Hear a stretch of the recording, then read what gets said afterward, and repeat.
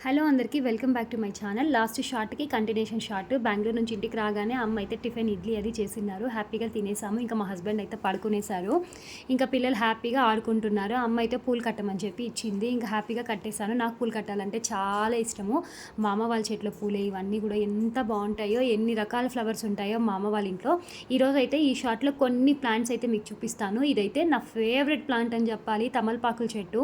మా అమ్మ ఎక్కడో తీగ తెచ్చి నాటిందండి. ఇప్పటికి 100 టైమ్స్ కట్ చేసి ఉంటాము. అయినా కూడా ఎంత మంచిగా గ్రోత్ అయిందో. ఇదైతే మాత్రం ఏం వేస్తావమ్మా అంటే ఎప్పుడో ఒక 2 మంత్స్ వన్స్ అయితే ఎరువు ఏదో వేస్తారంట. అది కూడా ఆవులు ఎరువు వేస్తారంట. అంతే, ఇంకేం వేయను అని చెప్పింది.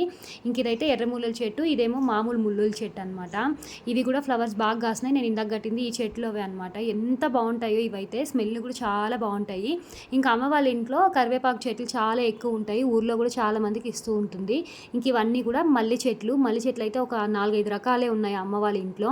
ఇంకా రోజ్ ప్లాంట్స్ మేము దగ్గర దగ్గర 10 రకాలు అయితే నాటామండి. కానీ చాలా వరకు పోయినాయి. ఒక 5 or 6 ఉన్నాయి అంతే.